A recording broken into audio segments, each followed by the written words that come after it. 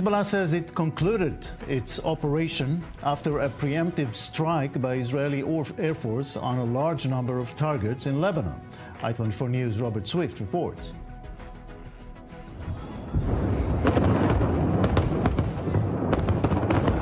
Israel conducted airstrikes throughout southern Lebanon early Sunday morning. Identifying military activity, the Air Force struck preemptively 100 warplanes targeting Hezbollah launch sites, the IDF says. Early in the morning, we identified Hezbollah's preparations to attack Israel. The IDF has worked vigorously to thwart these threats and has destroyed thousands of rockets aimed at the north of the country. One IDF officer, David Moshe Ben Shitrit, was killed during Hezbollah's attack. 2 soldiers were moderately and lightly wounded. Israeli intelligence assesses that Hezbollah intended to attack military infrastructure connected to the IDF SIG-INT unit 8200 and the Mossad. Hezbollah announced that the military buildup was in response to Israel's killing of Fuad Shukr. But he says that the days will actually show that we were successful in hitting that target. Of course, the contrast is true in Israel. That's according to what the Israeli authorities are saying. So Hezbollah's chief is trying to project a different picture in order to claim a victory and revenge for the killing of their top commander Fuad Shukr 3 weeks ago. And maybe very important also to mention that at the end of his speech, he said that everyone right now can calm down. That's also what he is getting from the Israelis, from the mediators. That's something that we've heard also from Reuters about an hour ago. Take us to this point of view.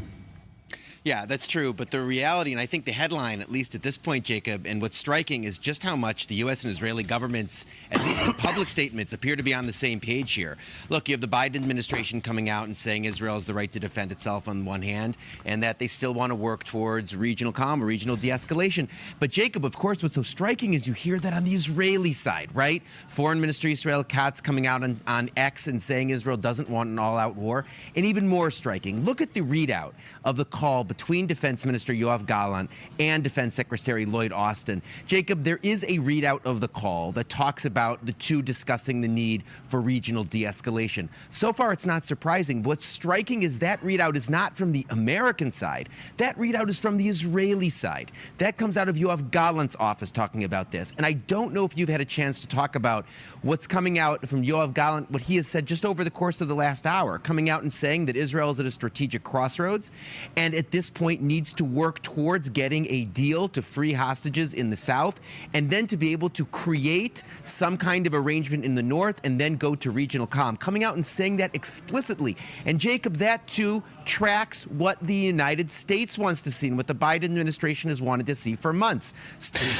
Yeah. On that, American official was just quoted by Saudi Al Arabiya in English saying that the Americans assisted Israel in tracking the drones and rockets that were launched by Hezbollah. Interesting. We'll get back to this later. Now, in the bookkeeping mentality of the Middle East, Iran is still planning to avenge the killing of Ismail Haniyeh on its soil. That may trigger another wider war.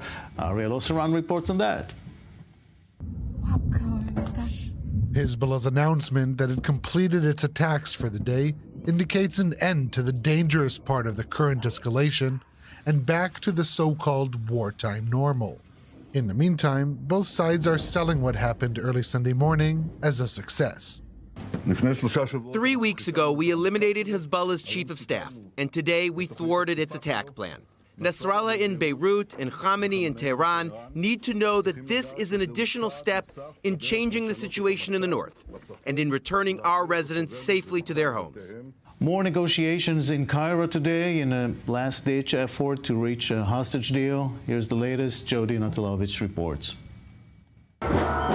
Months of talks have so far failed to produce a deal to free the Israeli hostages in Gaza. And as the 11th month mark of the war approaches, Hamas still holds 109 Israelis. The Philadelphia corridor, a narrow strip of land stretching 14 kilometers between Gaza and Egypt, has been the subject of much of the back and forth in the negotiations. What's your assessment regarding the hostage talks today? Well, we hope that this last round of negotiations would bear fruit and we'll reach an agreement on a ceasefire and on the release of the hostages. We believe that it's about time to bring this war to an end. Israel's airspace was closed for a couple of hours this morning. Air travel has been restored, with many airlines still avoiding flying to Israel. So, I24 News' Emily Francis is live now at Ben Gurion Airport. What's going on, Emily? Hey, good evening. Well, you know, it's been a pretty frustrating day for weary travelers. Obviously, what happened in the early morning hours affected mainly the flights. But before they reopened the airport at 7 in the morning, already 25 flights were canceled. About 55 flights were delayed. But, you know, they were able pretty much to get the airport open. A lot of flights resumed. Air France, Wizz Air, some of the local carriers decided not to resume flights in and out of Ben Gurion today. But mainly it was people stranded, either coming to the airport, not knowing their flight was canceled and delayed and being disappointed, or even those that have been vacationing and were stuck coming back. A weekend of heavy fighting in the Gaza Strip takes a heavy toll, with 4 soldiers killed in combat with terrorists. We'll go down live to the Gaza border for the latest. A new documentary titled We Will Dance Again provides a close-up look at the Nova Music Festival from the perspective of its survivors. We'll speak with its director as the film screens in the U.S.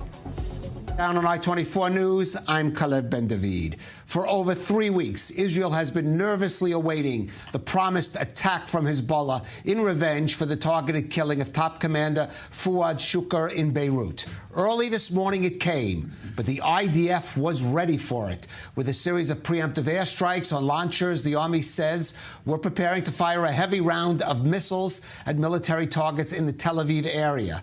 The Lebanese militia did succeed in then firing over 200 rockets and drones in northern Israel, most intercepted or falling into open areas, although shrapnel from one interceptor landed on an Israeli Navy boat, killing Petty Officer First Class David Moshe Ben-Shitrit. Hezbollah says the launches completed the, quote, first phase of its revenge attack. Prime Minister Benjamin Netanyahu responded that the IDF strikes are not the end of the story in Israel's campaign against Hezbollah. Robert Swift and Jacqueline Weiner have more.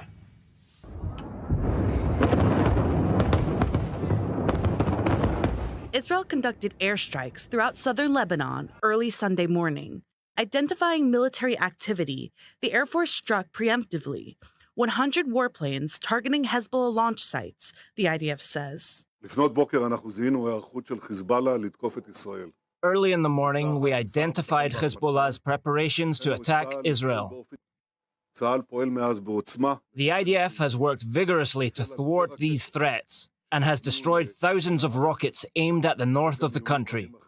One IDF officer, David Moshe Ben-Shitrit, was killed during Hezbollah's attack. Good evening. This morning, we thwarted a large attack by Hezbollah against the Israeli northern communities and sites in Israel.